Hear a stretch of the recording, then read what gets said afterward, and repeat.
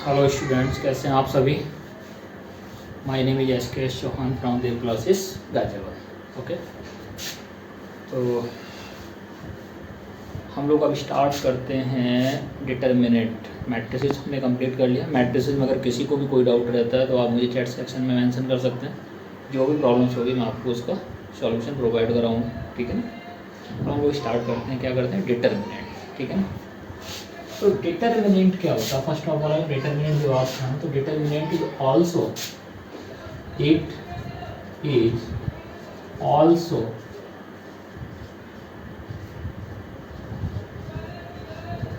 representation of numbers in rows and columns। अगर determinant की बात करें, डिटर्मिनेंट क्या है? Representation of number in rows and columns. Okay, अब आप कुछ लोग कहेंगे सर ये भी तो उसमें भी था, मैट्रिसेस में इसमें भी वही चीज़ है। हाँ, उसमें भी यही था, इसमें भी वही है, बट कुछ प्रॉपर्टीज उसकी डिफरेंट है, इसकी डिफरेंट है, ठीक है। तो हम बात करते हैं इसमें कोई एक डिटर्मिनेंट में। एक एग्जांपल भी इस पे लिख लेता हूँ। मान लो मैंने कहा डिटर्मिनेंट है। सबसे पहले इसका सिंबल जो होता है मैट्रिसेस में, अगर आप नोटिस करें तो वहाँ लाइन को ऊपर नीचे हम लोग टर्न करते थे, यहाँ टर्न नहीं करना, यहाँ स्ट्रेट लाइन रखनी है, ठीक है ना। और elements first row first column का था A11, A12, A13 up to A1n। Similarly, A21, A22, A23 and A21, and in this way AM1, AM2 और AMN। तो ऑर्डर क्या हो गया इसका? M क्रॉस N, ठीक है। तो order of determinant is M cross N। तो ये तो इसको लिखने का तरीका हो गया। मैट्रिसेस मैंने बताया था 1 का मतलब इसको A इक्वल टू AIJ, आई क्या कहलाता है यहाँ पे? तो रो को रिप्रेजेंट करता है, जे कहलाता कॉलम को रिप्रेजेंट करता है, ठीक है ना। ये सिंपल सी चीज़ है डिटर्मिनेंट की। अब इसमें मुझे क्या होता है, क्वेश्चंस कितने टाइप के होते हैं। क्वेश्चंस आएगा कि डिटर्मिनेंट की वैल्यू बताओ, ठीक है ना। कुछ आपको डिटर्मिनेंट दे देगा कि लेफ्ट में और राइट में कहेगा प्रूव करो, शो करो। तो ये सब चीज़ें मुझे करनी है। तो ये जनरल रिप्रेजेंटेशन था डिटर्मिनेंट का, मैंने आपको बता दिया। अब किसी डिटर्मिनेंट का वैल्यू कैसे निकालते हैं, ये वैसे मैट्रिसेस में बताया था, फिर भी बता देता हूँ। मान लो मैंने कोई डिटर्मिनेंट 3 क्रॉस 3 का ले लिया। चलिए इसको पहले रिमूव कर दिया, बना रहने देते हैं। मैंने कोई बी डिटर्मिनेंट लिया, मैंने लिखा 2 1 5 1 7 0 2 -3 5। मैंने कहा इसकी डिटर्मिनेंट बी की वैल्यू बताई। इसको हम दो तरीके से लिख सकते हैं। आइदर दिस, ये मॉड नहीं है, ध्यान रखना, दिस इज डिटर्मिनेंट, या इन शॉर्ट हम इसको डिटर्मिनेंट ऑफ डी भी लिख सकते हैं। तो इसकी वैल्यू कैसे ओपन करना है? आप किसी भी रो के अराउंड या किसी भी कॉलम के अराउंड इसको एक्सपेंशन कर सकते हैं, ठीक है ना। और हम लोगों ने जनरली फर्स्ट रो के लिए करते हैं, तो फर्स्ट रो के लिए कर दो। कैसे करेंगे? पहला एलिमेंट लिया 2, ये वाली लाइन छोड़ दो और ये इसकी वर्टिकल हॉरिजॉन्टल दोनों लाइन छोड़ दो, जो बचे वो लिख दो 7 0 -3 एंड 5। ये एलिमेंट जो है ये 1 1 पोजीशन का, तो 1 + 1 दैट इज 2। ये 1 2 पोजीशन का, तो 1 + 2 दैट इज 3। और ये 1 3 पोजीशन का, तो 1 + 3 दैट इज 4। तो जिसमें ऑड आएगा सम, वहाँ पे आपको एक एडिशनल साइन लेना है। तो अब जो 1 आएगा इसके लिए मुझे -1 लिखना पड़ेगा। अगर -1 होता तो मुझे +1 लिखना पड़ता, ठीक है ना। ये चीज़ ध्यान रखिए। कोई भी रो या कॉलम के अक्रॉस ओपन करना तो ये ध्यान रखिएगा, A1 है तो ओरिजिनल वैल्यू आएगी, अगर ऑड है तो वैल्यू जो है उसका साइन चेंज होके आएगा। तो -1 इसके लिए लिख दो। इसका वर्टिकल छोड़ दो, इसका हॉरिजॉन्टल छोड़ दो, 1 2 0 5 1 2 0 5 5 A1 था, सम 4 था, A1 था, तो जैसा है वैसे ही आ जाएगा। 5 को अगर आप छोड़ोगे like this and this, 1 2 7 -3 1 2 7 -3, okay, like this. आप इसको ओपन कर दीजिएगा। 2 × देखना ध्यान से, दिस × दिस, 7 × 5 35, और -3 × 0 तो -0, और एक माइनस एक्स्ट्रा तो +0। इस पे एक एडिशनल साइन आना है, ध्यान रखना इस वाले पे। तो 1 × 5 तो तो -1 ये है, 1 इंटू 5 दैट इज 5, 2 ये क्रॉस मल्टीप्लिकेशन जो आपने 10th में सीखा होगा, 2 into 0 that is 0, plus 5, 1 into -3 original आए, और इसमें 7 इंटू 40 तो एक माइनस एक्स्ट्रा दैट इज -40। तो ये हमारे पास आ गया 35 into 270, this is -5, this is -17 into 5, तो कितना हो जाएगा 85, माइनस का 85, ओके।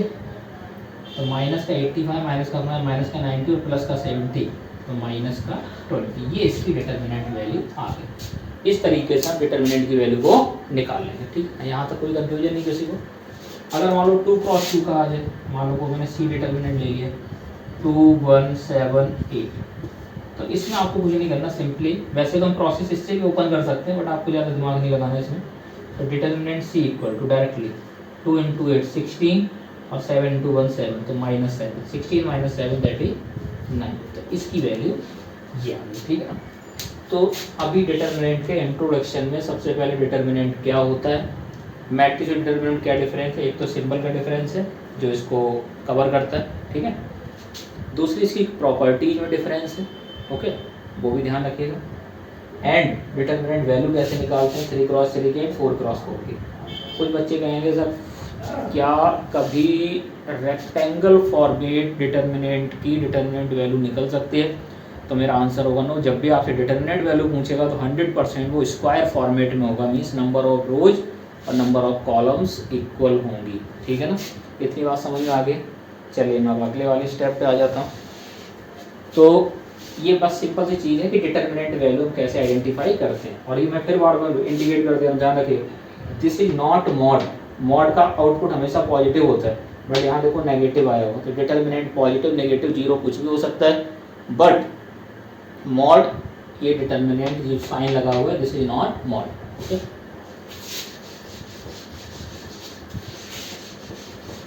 अब हम बात करते हैं जो सबसे इंपॉर्टेंट यहाँ पे है प्रॉपर्टीज एंड उसके प्रूफ्स। तो सबसे पहले प्रॉपर्टी की बात करता हूँ डिटर्मिनेंट की।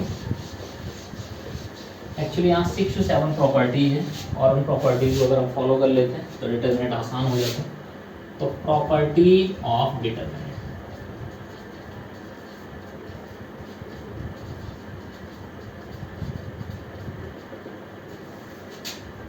फर्स्ट प्रॉपर्टी, पहले मैं एग्जांपल दूंगा उसके बाद इसका स्टेटमेंट आपको बताता हूँ। मान लो मेरे पास एक डिटर्मिनेंट ए है 2 5 7 1 9 8 0 -1 5, और मैं इसके डिटर्मिनेंट वैल्यू निकाला। अभी मैं नहीं कह रहा हूँ ये प्रॉपर्टी, पहले मैं आपको एक दफ़ा उस प्रॉपर्टी से रिलेटेड पूरी एक्टिविटी करके दिखाता हूँ, देन बताऊँगा कि प्रॉपर्टी कौन सी बन रही है। आप इसको ओपन करेंगे तो देखो 2 इंटू 2 को छोड़ो, और ये वाली 2 की वर्टिकल छोड़ो और हॉरिजॉन्टल छोड़ो, तो दिस इंटू 9 इंटू 5 45, ओके, और -1 इंटू -8 दैट मीन्स +8, क्लियर। अब मैं 5 के लिए मैंने कहा इसके लिए आपको एक माइनस एक्स्ट्रा लेना है, क्यों लेना, क्योंकि इसकी पोजीशन जो रो प्लस कॉलम है इसका ऑड आ रहा, मतलब A12 है तो 1 + 2 3, ऑड है तो -10 एक्स्ट्रा लेना है, तो -5। ये मैंने एक स्टाइल मिस कर दिया, प्रॉपर वैसे लिख रहे थे, डायरेक्टली मैंने कर दिया। इसका वर्टिकल छोड़ दो, इसका हॉरिजॉन्टल छोड़ दो, इसका वर्टिकल छोड़ो हॉरिजॉन्टल, 1 8 0 5, तो 1 इंटू 5 5, 0 इंटू 8 0, 1 इंटू 5 5 5 माइनस 0, 7 ले लीजिएगा, इसको हटा दो, तो +7 इंटू 7 का वर्टिकल छोड़ो और हॉरिजॉन्टल छोड़ो, तो 1 इंटू -1 -1 और 0, तो -1 एंड 0, तो ये आ जाएगा 53 और -25 और -7, ओके। तो ये हो गया जाके 106 -32, तो दिस इज 4 और ये 74 वैल्यू, ठीक है ना। अब हमने क्या किया, इसी का ट्रांसपोज ले लिया, ट्रांसपोज को मतलब रो या कॉलम्स को इंटरचेंज कर दिया। तो मैंने कहा ए डिटर्मिनेंट चेंज करो, मतलब रोज को कॉलम में कर दो, तो 2 5 7 1 9 8 0 माइनस 1 5, तो 0 माइनस 1 5। जरा मैं इसकी वैल्यू निकालता हूँ। 2 वर्टिकल छोड़ो, हॉरिजॉन्टल छोड़ दो, ये छोड़ दो और ये छोड़ दो। 9 इंटू 5 45 और माइनस प्लस 8। ओके 1 तो -1, ये लाइन इसका वर्टिकल छोड़ो, इसका हॉरिजॉन्टल छोड़ दो। तो 5 इंटू 5 25, 5 इंटू 5 25, 7 इंटू -1 -7, एक एक्स्ट्रा है तो +7। जीरो के लिए आप कुछ भी करोगे तो बाहर जब जीरो हो गया तो अंदर सब मिला के कंप्लीट वैल्यू जीरो हो जाएगी। ये आ गया 2 इंटू 53 और -32। तो देखो जरा 106 माइनस 32, दिस इज 74। जरा दोनों वैल्यू को चेक करिए, दोनों वैल्यू सेम है। तो कहने का मतलब किसी डिटर्मिनेंट की वैल्यू और उसके ट्रांसपोज की वैल्यू हमेशा सेम होती है। कहने का मतलब प्रॉपर्टी क्या बन गई, इफ इन एनी डिटर्मिनेंट, कोई भी डिटर्मिनेंट हो, रोज इंटरचेंज, रोज और कॉलम्स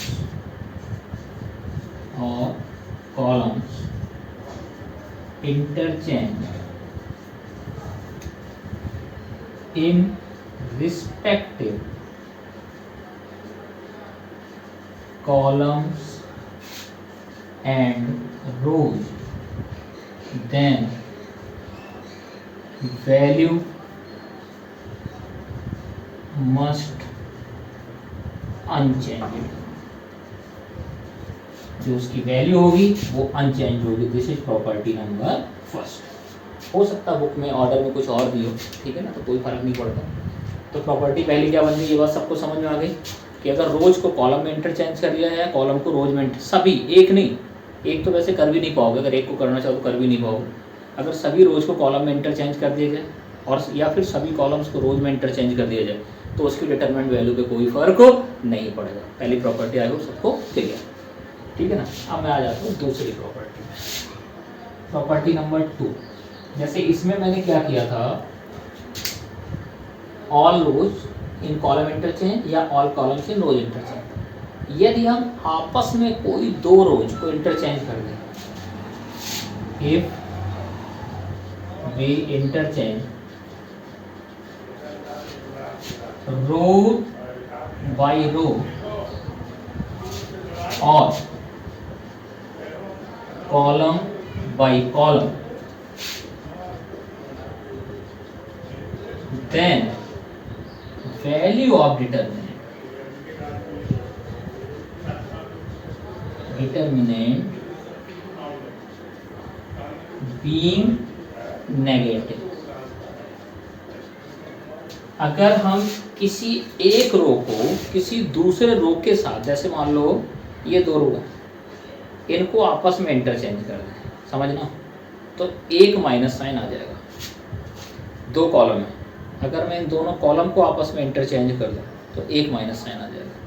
अगर इसी तरीके से हम एक इंटरचेंज ना करके दो इंटरचेंज करें तो एक माइनस एक इंटरचेंज का, एक माइनस दूसरे इंटरचेंज का, तो क्या माइनस और माइनस प्लस हो जाएगा कि नहीं हो जाएगा। ठीक है, मैं भी आपको एक एग्जांपल करके भी दिखाता हूँ। इसी को ले लेता हूँ, थोड़ा हमारा कैलकुलेशन आसान हो जाएगा, ठीक है ना। देखिए इसी को मैं कंटिन्यू करता हूँ एज दिस। हाँ, P1 प्रॉपर्टी आप सबको क्लियर हो गई होगी, मैं इसको भी रिमूव कर देता हूँ। okay? इस प्रॉपर्टी इसकी डिटरमिनेंट वैल्यू निकाल चुका था ना। चलिए अब मैं क्या करता हूँ, ए डैश नाम देता हूँ और मैं इंटरचेंज करता हूँ C1 C2, मतलब ये C1 थी ये C2 थी, इसको इधर लाता हूँ 5 9 -1 और 2 1 0 इधर ले जाता हूँ।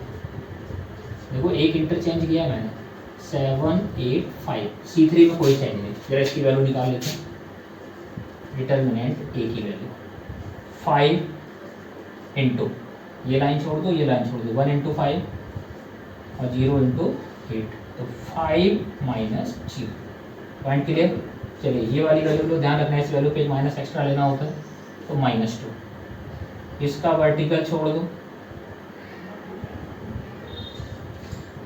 इसका वर्टिकल छोड़ो, इसका हॉरिजॉन्टल छोड़ दो। अगर ये छूट गया तो 9 इंटू 5 45 और -8 माइनस माइनस प्लस 45 प्लस 8 7 ले लो। 7 का कोई साइन चेंज नहीं। ये वाली लाइन छोड़ो और ये वाली लाइन छोड़ो। 0 माइनस और माइनस प्लस है, तो देखिएगा कितना आ गया 5 माइनस 2 इंटू 53 और प्लस 7, तो 5 नहीं सॉरी 25। तो this is 32 minus 106, this is -74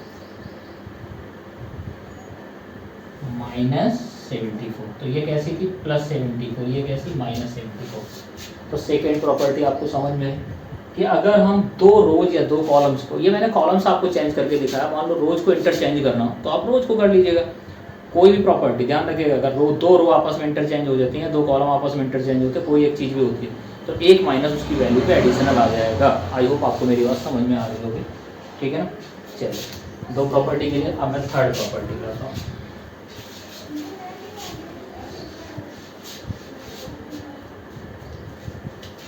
property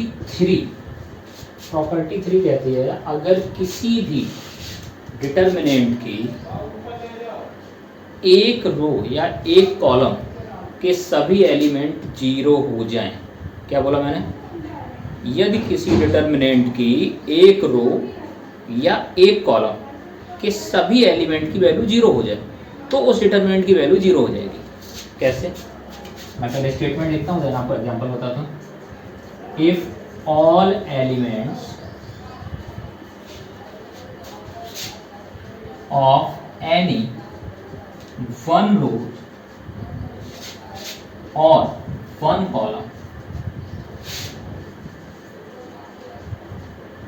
be 0, then value of determinant must be 0.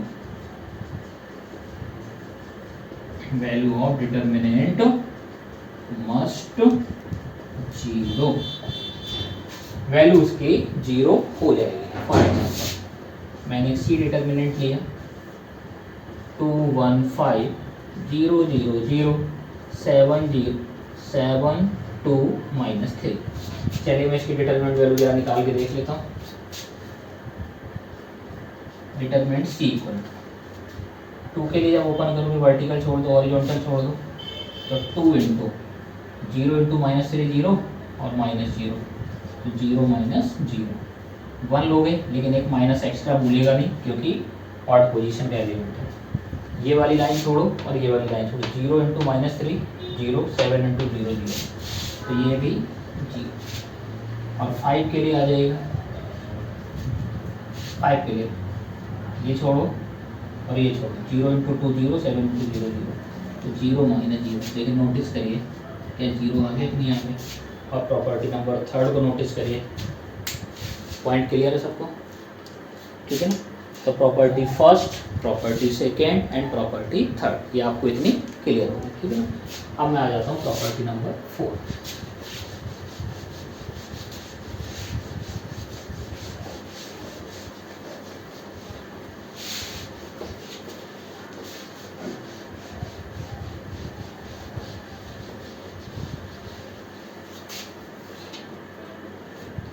Property 4 भी इसी से मिलती जुलती है लेकिन थोड़ा चेंज है। If any 2 rows or 2 columns be identical,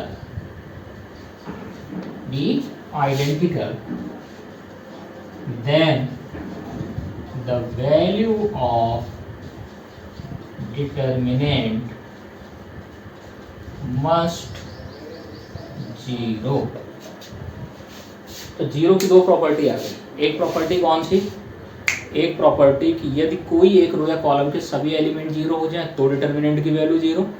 और दूसरी ये जो आ रही है कि अगर किसी डिटर्मिनेंट की 2 रोज या 2 कॉलम्स आइडेंटिकल हो जाए तो भी डिटर्मिनेंट की वैल्यू 0। मैं एग्जाम्पल लिखता हूँ 2 1 5 3 9 7 और 2 1 5। नोटिस करो R1 और R3 आइडेंटिकल है यहाँ पे। अब जरा मैं इसकी डिटरमिनेंट वैल्यू निकालता हूँ। 2 इंटू वर्टिकल छोड़ो हॉरिजॉन्टल छोड़ो, 9 इंटू 5 45 माइनस 1 इंटू 7 7, 1 एक एक्स्ट्रा माइनस तो -1 -1 ले लिया। अब -1 के लिए ये वाली लाइन छोड़ दो, जो भी एलिमेंट ले रहा है उसका वर्टिकल छोड़ना, उसका हॉरिजॉन्टल छोड़ना।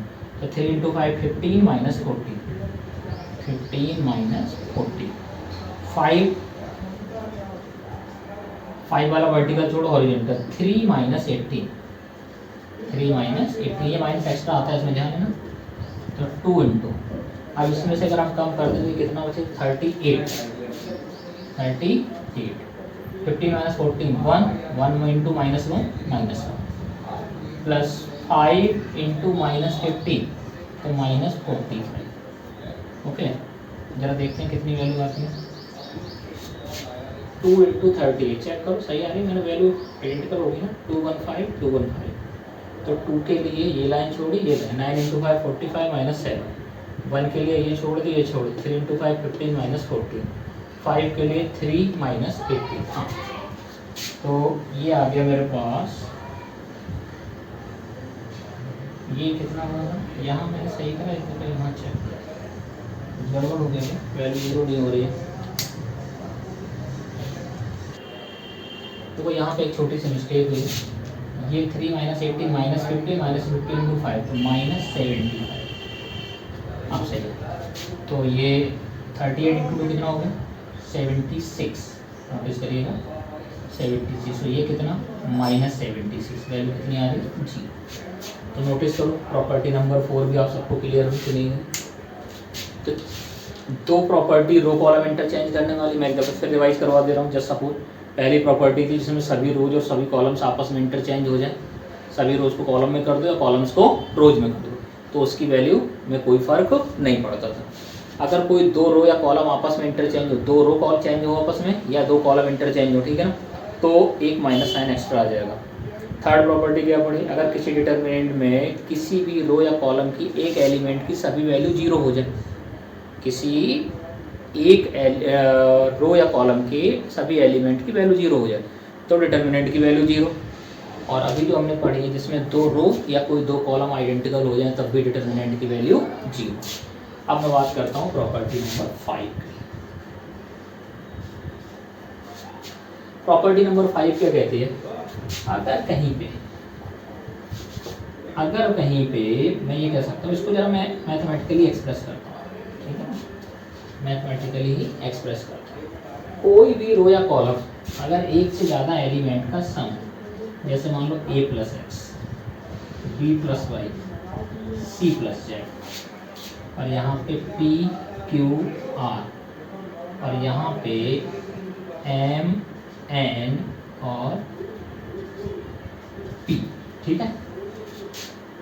तो जरा नोटिस करो यहाँ a प्लस एक्स है, b प्लस वाई या c प्लस जेड है, दो का है सम, तो इसको हम ब्रेक कर सकते हैं दो डिटर्मिनेंट में। पहले डिटर्मिनेंट में ए बी सी, दूसरे डिटर्मिनेंट में एक्स वाई। तो ए B C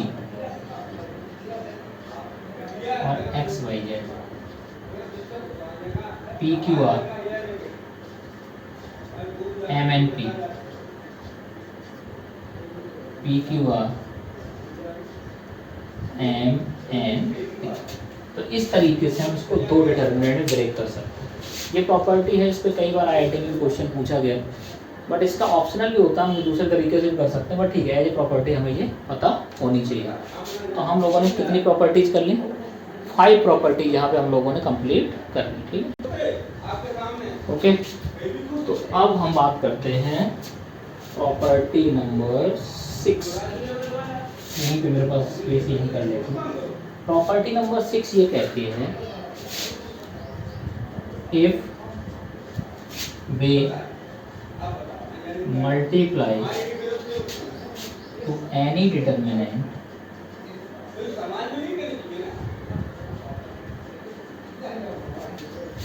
by any scalar value, scalar का मतलब constant value, scalar value, then only one row और one column is multiply by scalar. Not all rows or columns, all rows or columns, okay. सभी row या सभी columns multiply नहीं होंगे, सिर्फ और सिर्फ कोई एक रो मल्टीप्लाई होगी या सिर्फ और सिर्फ एक कॉलम मल्टीप्लाई होगा। आई होप आपको बात समझ में आई होगी और मैं उसका एक एग्जांपल भी आपको करके बताता हूँ।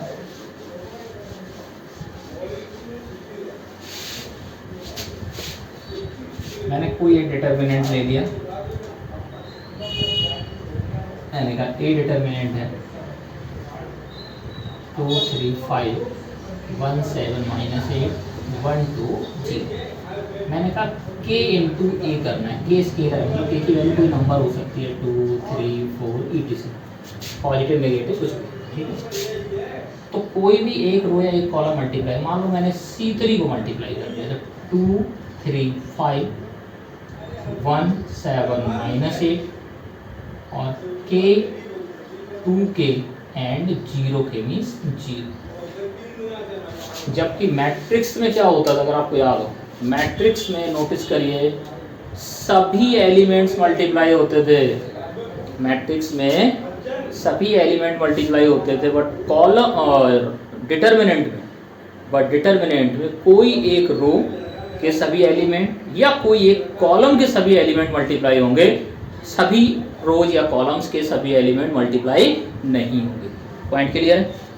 Most important property. और जैसे मल्टीप्लिकेशन की बात है वैसे ही कॉमन लेने की बात है। अगर हम कहीं कॉमन लेंगे तो मैट्रिक्स में क्या होता था, हम सभी एलिमेंट में कॉमन देख लेते हैं, बट डिटर्मिनेंट हमें सभी कॉलम के नहीं देखना है, सभी वैल्यू से एलिमेंट से कॉमन नहीं देखना, हमें देखना है किसी एक रो या किसी एक कॉलम में वो चीज़ कॉमन होनी चाहिए तो कॉमन निकल के आ जाए। यस और नो? किसी एक रो या एक कॉलम में अगर कॉमन है तो वो बाहर आ जाएगी, पूरे डिटर्मिनेंट में कॉमन से कोई मतलब नहीं होता है इसमें। ठीक है, तो प्रॉपर्टी नंबर 6 समझ में आ गई आपको। अब मैं बात करता हूँ प्रॉपर्टी नंबर 7 और प्रॉपर्टी नंबर 8 की। वैसे प्रॉपर्टी नंबर 7 में दोनों को इन्वॉल्व कर देता हूँ।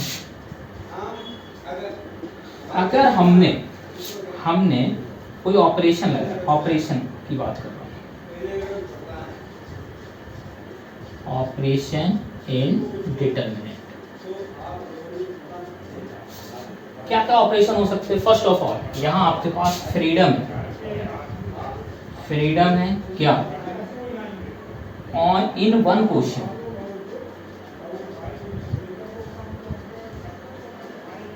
Apply both operation that is row as well as column। और याद करो जब मैट्रिक्स में हम इनवर्स पढ़ रहे थे, जिन बच्चों ने ये वीडियो देख रहे हैं, ये वाला देख रहे हैं, अगर इससे पहले नहीं देखा तो मैट्रिक्स में अगर कोई डाउट हो तो मैट्रिक्स की वीडियोस देखिएगा, प्लेलिस्ट उठा के 4 to 5 वीडियोज हैं उसमें।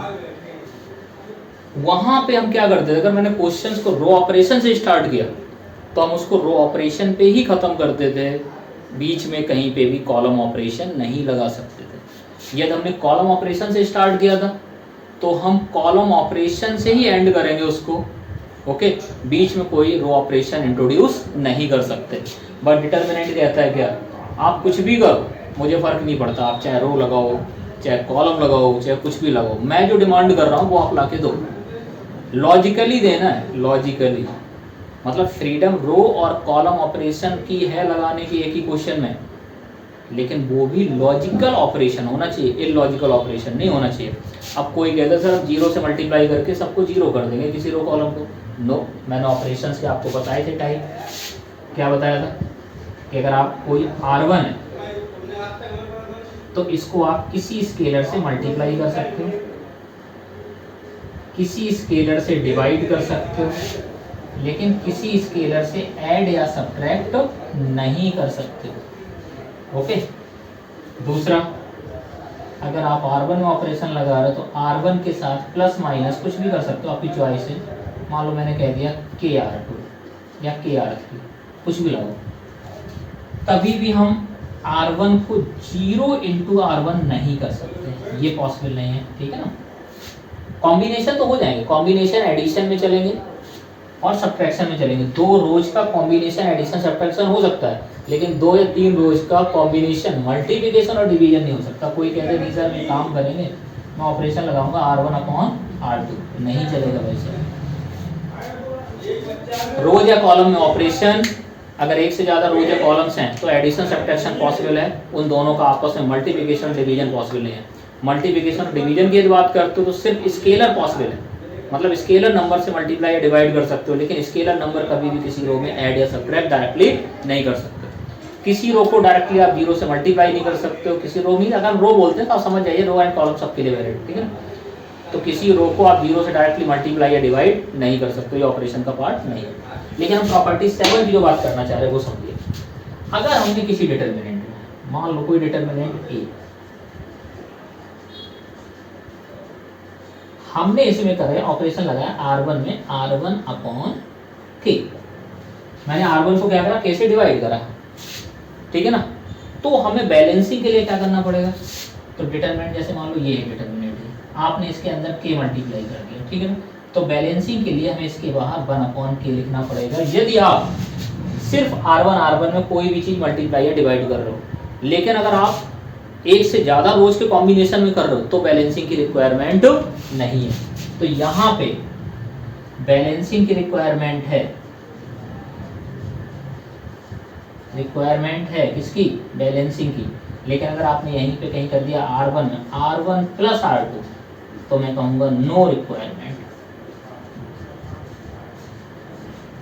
बैलेंसिंग की कोई रिक्वायरमेंट नहीं। बैलेंसिंग कैसे समझ रहे हो ना, जैसे किसी नंबर को कोई एक्सप्रेशन दिया, मैंने अगर 5 से अपने सुविधाजनक सॉल्यूशन निकालने के लिए मान लो मैंने 5 से मल्टीप्लाई कर दिया, तो अगर आप 5 एक्स्ट्रा लाए हो तो आपको क्या करना पड़ेगा, बैलेंसिंग के लिए 5 आपको कहीं ना कहीं से मैनेज करना पड़ेगा। अगर आपने डिवाइड किया तो बैलेंसिंग के लिए आप उससे मल्टीप्लाई कर लो, अगर आपने मल्टीप्लाई किया तो बैलेंसिंग के लिए आप उससे क्या करो, डिवाइड कर लो। तो वो बैलेंसिंग की यहाँ बात हो रही है।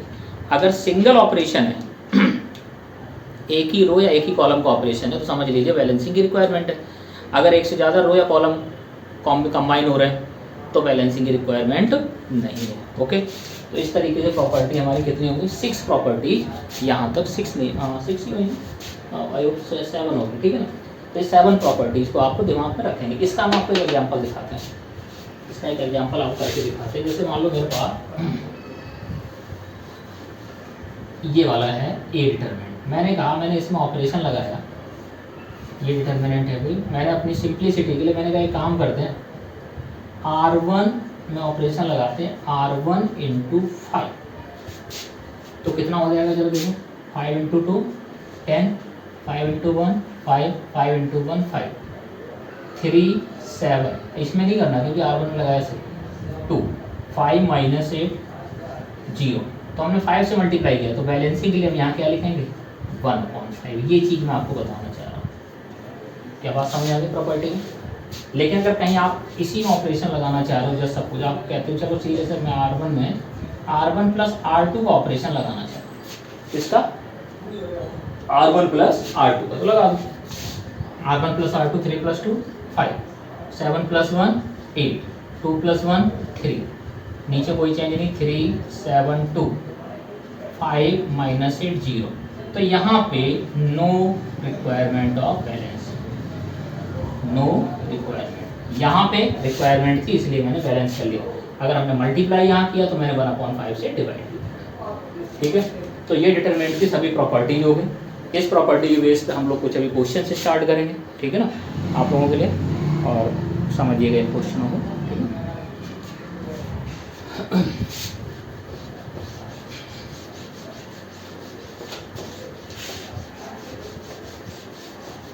प्रॉपर्टीज आपको अच्छे से क्लियर होनी चाहिए। मैंने 7 प्रॉपर्टीज बताई, उन्हीं का मैं यूज़ करना है यहाँ पे, और मैं इसी के साथ साथ एक काम कर लेता हूँ, डिटरमिनेंट की एक्सरसाइज 4.1 अभी आपके साथ ही फिनिश कर ही लेता हूँ, छोटी सी एक्सरसाइज आप भी फिनिश कर लेता हूँ, ठीक है ना।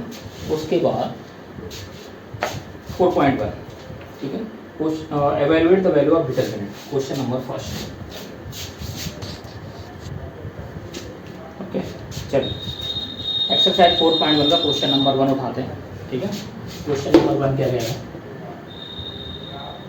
हमें इवेलुएट करना वैल्यू, तो 2, 4, -5 एंड 1। तो मैंने आपको सिंपली बताया, कुछ नहीं करना आपको, इसके डिटरमिनेंट कुछ नाम दे दो ए, तो डिटरमिनेंट ए। अगर आप पूरे प्रोसेस से करोगे तो पहले ये लो, ये छोड़ो, ये छोड़ो, कुछ नहीं करना आपको, 2 × 1 करना है, 2 × 1 दिस और दिस, माइनस ऑफ -5 × 4, तो 2 माइनस और माइनस प्लस 20, दैट इज 20, ठीक है। ये 1 मार्क्स क्वेश्चन है, 1 नंबर के आ सकते हैं, ठीक है। क्वेश्चन नंबर 2, ये सॉल्यूशन सिस्टम है। क्वेश्चन नंबर 2 का first part, cos theta minus sine theta, बहुत आसान एक्सरसाइज है, मैं आपको फिर भी कर देता हूँ, वैसे आप कर सकते हो, आप सभी लोग इसको आयो। इसकी डिटरमिनेंट वैल्यू कितनी हो जाएगी, cos × cos थीटा और माइनस प्लस तो sine square theta, that is 1। Okay, ये आंसर हो गया इसका। Second part, x² - x + 1, x - 1, x + 1 और x + 1, इसकी डिटरमिनेंट वैल्यू निकालनी है, वही सेम कहानी, दिस क्रॉस मल्टीप्लिकेशन, तो x² - x + 1 × x + 1, और यहाँ से माइनस x + 1 × x - 1। वैसे तो जिनको आइडेंटिटी नहीं पता वो डायरेक्टली भी सॉल्व कर सकते हैं, अदरवाइज मुझे दिख रहा है यहाँ पे a + b, a² + b² - ab, this is a² means a³ + b³ की आइडेंटिटी, तो ये a³ + b³ की आइडेंटिटी है, तो x³ - 1 का क्यूब 1, और ये है minus times a + b a² - b² x² minus plus 1। Okay, कितना हो गया चेक करो। अगर किसी को दिक्कत आ रही है आइडेंटिटी, मैंने ये प्रोसेस बताया, अगर आप दूसरे प्रोसेस से करना तो ये भी कर सकते हो, x + 1 दोनों में से कॉमन निकालो, चलो x + 1 कॉमन निकालो, और आसान कर देते हैं, +1 -x माइनस प्लस, तो x + 1 यहाँ से x² - 2x, क्वेश्चन सही नोट किया तो देख लेता हूँ जस्ट मिनट, ठीक है। तो x² - x और -2 1 + 1 2 हो गया, ठीक है ना। इसको और मल्टीप्लाई कर दो, तो x³ - 2x², ठीक है, x से मल्टीप्लाई करो प्लस 2x, 1 से मल्टीप्लाई करो तो x² - 2x और +2, कुछ कैंसिल आउट हुआ, देखिए ना कैसे हुआ, -2x + 2x कैंसिल आउट हुआ, x³ - 2x² + x² तो -x² + 2। आई थिंक ये इसका आंसर होना चाहिए, चेक कर लीजिए, मैं भी कर लेता हूँ।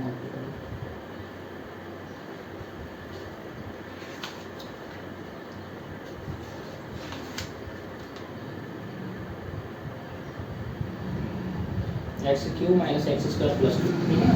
अदरवाइज मैंने आपको सिंपल तरीका क्या बताया था, ये जो लिखा है ये a³ + b³ की आइडेंटिटी, a² - b² की आइडेंटिटी, ठीक है ना। चलिए क्वेश्चन नंबर 2 समझ में आ गया सबको। क्वेश्चन नंबर 3, इफ a = 1 2 4 2, ये मैट्रिक्स है, ध्यान देना, शो करना है डिटर्मिनेंट ऑफ 2a, मतलब मैट्रिक्स को 2 से मल्टीप्लाई करो, उसका डिटरमिनेंट निकालो, = 4 टाइम्स डिटर्मिनेंट ऑफ a, ये शो करना है। ये वही प्रॉपर्टी है कि किसी एक रो या कॉलम को मल्टीप्लाई कर सकते हैं, तो ये काम कर लेते हैं, पहले लेफ्ट हैंड साइड 2a लिख लेते हैं, 2a 2 से मल्टीप्लाई कर दो, मैट्रिक्स है तो सब में मल्टीप्लाई हो जाएगा, 2 4 8 4, इसकी डिटर्मिनेंट वैल्यू, तो डिटर्मिनेंट 2a क्रॉस मल्टीप्लाई 4 × 2 8 -32, 8 - 32, ये वाला -32 कितना हो गया जाके -32 + 8 दैट मीन्स 24 -1। ओके, आप जरा डायरेक्टली डिटर्मिनेंट ये निकालो, कितना हो जाएगा 2 और -8 -6, इसको 4 से मल्टीप्लाई करो, 4 इंटू डिटर्मिनेंट ये 4 इंटू -6 -24। नोटिस करो -24 -22 इक्वल हो, ठीक है ना। थर्ड क्वेश्चन समझ में आ गया सबको। मैट्रिक्स में सभी एलिमेंट मल्टीप्लाई होते हैं, डिटर्मिनेंट में सिर्फ और सिर्फ एक रो या कॉलम के एलिमेंट्स मल्टीप्लाई होते। ओके, चलिए मैं आता हूँ। सेम बेस पे क्वेश्चन नंबर 4 है। क्वेश्चन नंबर 4 आप लोग खुद करेंगे, खुद ही कंप्लीट कर लेंगे क्वेश्चन नंबर 4। क्वेश्चन 5 में क्या कह रहा है, इवैल्यूएट वैल्यू ऑफ डिटर्मिनेंट। वैसे तो मैं करा चुका हूँ, लेकिन एक पार्ट चलो इसका मैं करा देता हूँ आपको। 5 का मैं करा देता हूँ आपको, 1 2 3 4 4 पार्ट हैं, कोई एक पार्ट करा देता हूँ। क्वेश्चन नंबर 5 का मैं करा देता हूँ, जस्ट सपोज चलिए मैं सेकेंड पार्ट करा देता हूँ। ओके, इवैल्यूएट करना है तो नाम कुछ भी दे दिया करो, आपकी चॉइस है, ठीक है। 3 -4 5 1 1 -2 एंड 2 3 1, इसको इवैल्यूएट करना है। बहुत आसान इवैल्यूएट करना, अभी आपको समझाया था।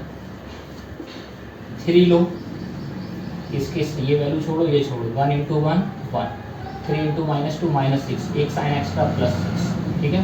अब -4 लो, तो -1 माइनस एक्स्ट्रा तो +4, इसकी वर्टिकल लाइन छोड़ दो, इसकी हॉरिजॉन्टल 1 × 1 1, 2 × -2 -4 और एक एक्स्ट्रा +4।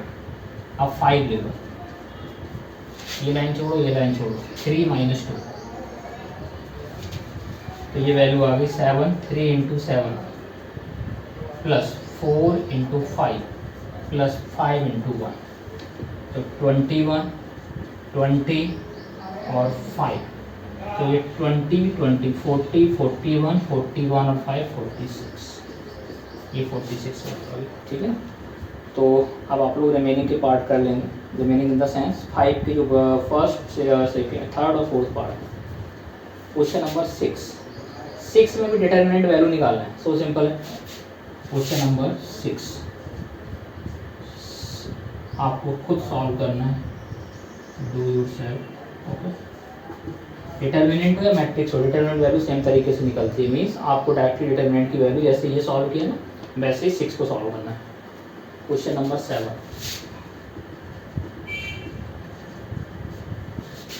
में इसने कहा वैल्यू ऑफ एक्स बताओ, तो 2 4 5 1 और 2x 4 6 एंड x, ये उसने कहा दोनों डिटर्मिनेंट इक्वल हैं और वैल्यू ऑफ x आपको फाइंड करनी है। तो ठीक है, इसकी डिटर्मिनेंट वैल्यू निकालो, 2 × 1 2, 5 × 4 20, तो 2 - 20। ओके, ये लाइन में ड्रॉ नहीं करते हैं, आप समझ जाएगा। Equal to 2x × x 2x² -24, तो 2 - 20 दैट इज -18, 24 इधर लो तो +24 इक्वल टू 2x², तो ये 24 18 कितना हो गया जाके 6 इक्वल टू 2x², तो x² इक्वल टू आ गया 6, तो x की वैल्यू आ गई ±√। प्लस माइनस क्यों लगाते हैं, स्क्वायर रूट लगाने के +-, ठीक है। 7th का फर्स्ट पार्ट है, 7th का सेकेंड पार्ट ऐसा ही। 7th के सेकेंड पार्ट की अगर हम बात कर लेते हैं, ये तो ऐसे ही है, 7th भी है 8th भी ऐसे ही है। चल कर देते हैं, तो 1-1 मिनट में।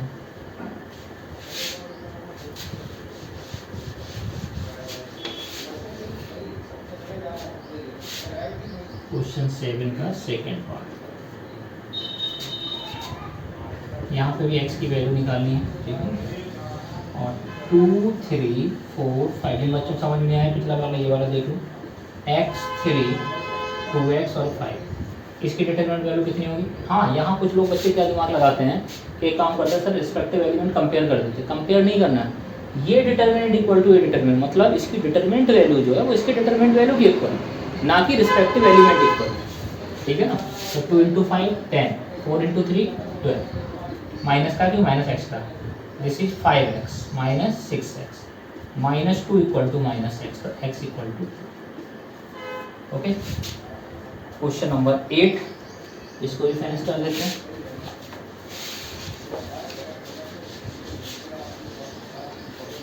क्वेश्चन नंबर 8 बेटा, तो क्या दिया इसमें objective x to 18x equal to 6 to 18 कुछ बच्चे यहाँ पे दिमाग लगा रहे होंगे, अगर यही मैं ऑफलाइन क्लास ले रहा होता कहीं ना कहीं से क्वेश्चन मेरे पास आ जाता कि सर रिस्पेक्टिव एलिमेंट इक्वल, नहीं, डिटर्मिनेंट में कभी भी रिस्पेक्टिव एलिमेंट इक्वल नहीं होते हैं, डिटर्मिनेंट में ऑलवेज डिटर्मिनेंट वैल्यू इक्वल होती है। समझ गया ना बात को, ध्यान रखना, इसमें कोई कन्फ्यूजन नहीं रखना कोई भी। इसको सॉल्व कर लेते हैं, x into X square minus 36, यहाँ पे 36 माइनस 36 जीरो हो गया, X square minus 36 equal to zero, X square equal to 36, तो X equal to plus minus, देख लीजिएगा कौन सा ऑप्शन है, plus minus 6 is B option, तो इसका जो बी ऑप्शन है दिस इज करेक्ट आंसर। ठीक है, तो हम लोगों ने आज क्या क्या पढ़ लिया, हम लोग डिटर्मिनेंट के बारे में पढ़ लिया, इंट्रोडक्शन उसका ले लिया, डिटर्मिनेंट वैल्यू निकालना सीख लिया, ठीक है ना। और बहुत से बच्चे ऐसे हैं जिनको हो सकता है दिक्कत हो थोड़ा बहुत, अगर दिक्कत हो तो आप नो डाउट मुझे कमेंट सेक्शन में मेंशन कर दीजिएगा, आपकी जिस पॉइंट में प्रॉब्लम है उसको मेंशन कर दीजिएगा, मैं अगर जैसे टाइम मिलता है मैं उसको ज़रूर, या तो आप नंबर भी अपना अगर डालना चाहें डाल दें, कोई प्रॉब्लम नहीं है, ठीक है, तो मैं कॉल करके या तो आपको शेयर कर सकता हूँ उस चीज़ को, अदरवाइज आपके लिए वीडियो में पर्सनली शेयर बना के सेंड कर सकता हूँ, ठीक है ना। तो आप ये संकोच मत करिएगा यार, यूट्यूब पे बहुत से लोग आते हैं अपना अपना करके चले गए, मैं आपसे बता रहा हूँ अगर मैं ऑफलाइन क्लास में पढ़ा रहा होता और ऑन इसमें पढ़ा रहा हूँ यूट्यूब पे, तो वहाँ पे बस ये है कि मैं आप लोगों को वॉच नहीं कर पा रहा हूँ, इसलिए मैं आपसे कह रहा हूँ कि आप अपनी रिस्पॉन्सिबिलिटी समझिए और आप अपनी बात को मेरे तक पहुँचाइए। अगर कोई प्रॉब्लम आ रही है तो सामने जब आप बच्चा बैठा होता तो मुझसे 4 बार पूछ लेता हूँ, हाँ भाई आपको समझ में आया कि नहीं है, आपको समझ में आया कि नहीं है, बट यहाँ पूछ नहीं सकते ना, लेकिन फिर भी आपको बोल जरूर सकते हैं। यदि आपको कोई प्रॉब्लम हो तो आप मेरे कमेंट सेक्शन में मेंशन करिए, अदरवाइज आप गूगल पे जाइए, ठीक है ना, देव क्लासेस गाजियाबाद सर्च करिए, वहाँ पे आपको कॉन्टैक्ट नंबर मिलेंगे, मुझे व्हाट्सएप करिए क्वेश्चन या फिर कॉल करके मुझसे पूछिए, ठीक है ना, आपकी क्वेरी को सॉल्व किया जाएगा। बहुत जल्दी हम लोग केमिस्ट्री फिजिक्स भी लाने वाले हैं, अभी थोड़ा टाइम का इशू आ रहा है, बहुत जल्दी केमिस्ट्री फिजिक्स भी ला रहा है। केमिस्ट्री हमारे विपिन सर और देवेश सर, जो कि एक रेनाउंस फैकल्टी हैं, प्रेजेंटली ये IIT रुड़की से पास आउट है, ठीक है, देवेश सर रेलवे में। बहुत जल्दी आप लोगों को ये केमिस्ट्री के लेक्चर भी मिलेंगे। आई होप आपको जितना हम लोग डिलीवर कर रहे हैं, अगर कुछ भी आपको अच्छा लगता है तो आप ज़रूर अपना कमेंट सेक्शन में ज़रूर मेंशन करिएगा। नहीं लगता है, मैं ये नहीं कह रहा हूँ आप मेरे बारे में अच्छा ही बोलिए, अगर आपको कोई प्रॉब्लम हो रही है किसी बात को, कोई दिक्कत हो, आप मुझे सजेस्ट भी कर सकते थे इस पॉइंट पे सर आपको थोड़ा मॉडिफाई करना चाहिए, तो मैं शायद वो भी करूँ, ठीक है ना। चलिए इतना कंप्लीट करो, नेक्स्ट वीडियो में हम कवर करते हैं डिटरमिनेंट की एक्सरसाइज, जिसमें प्रूविंग वाला है, जो मोस्ट इंपॉर्टेंट, जिसमें से एक क्वेश्चन आपको हमेशा बोर्ड में मिलेगा। और अभी रिसेंटली हम लोगों ने कंपटीशन का थोड़ा रोका हुआ है, क्योंकि अभी एकेडमिक स्टार्ट हो चुका था बच्चों का, तो पहले उसको थोड़ा मैं फॉरवर्ड कर दूँ, देन मैं कंपटीशन सेक्शन पे दोबारा आ जाऊँगा, जहाँ पे आपको कंपटीशन के भी लेक्चर मिलेंगे, ठीक है ना। आई होप आपको इतनी बात क्लियर है। चलिए मिलते हैं हम लोग नेक्स्ट वीडियो में, तब तक आप लोग अपना ध्यान रखिए कोविड-19 पैंडेमिक में, ठीक है ना, घर पे रहिए, stay home and be safe. And इस वीडियो को देखने के बाद अगर आपको कोई भी प्रॉब्लम्स है तो आप शेयर करिए, मुझे अच्छा लगे तो दूसरों को शेयर करिए, सब्सक्राइब करिए, फॉरवर्ड करिए, जितने भी नीडी स्टूडेंट्स हैं उनको तक पहुंचाइए। बहुत से ऐसे बच्चे जिनके पास फाइनेंशियल इश्यूज होते हैं, ठीक है ना, तो नो डाउट वहाँ पे क्लास अपनी कर सकते हैं, ठीक है, मुझे बता दें। मेरी ऑनलाइन क्लासेस दूसरी लाइव चलती हैं, अगर चाहेंगे तो मैं उनको बैच में भी इंट्रोड्यूस कर सकता हूँ, ठीक है ना। अगर किसी बच्चे को फाइनेंशियल इशू है, वैसे ये वीडियो उन्हीं बच्चों के लिए बना रहा हूँ, फिर भी अगर कोई वीडियो में प्रॉब्लम आती है, उनको नहीं समझ में आता है, समझना मेरी बात को मैं जो कह रहा हूँ, तो आप मेंशन करिएगा, आपको उस लाइव क्लास में भी एंट्री मिलेगी, जिसके लिए आपको कोई भी फीस पे करने की ज़रूरत नहीं पड़ेगी, if you are financially weak. तो बस ये होना चाहिए, देखो दिक्कत जिसको है उसके लिए मैं खड़ा हूँ, जिसके पास फाइनेंस की प्रॉब्लम नहीं है तो ठीक है, वो अपना दूसरे पॉइंट ऑफ व्यू से देखे, अदरवाइज जिनको प्रॉब्लम उनके लिए I am always available. Okay, चलिए, thank you so much and take care, thank you so much.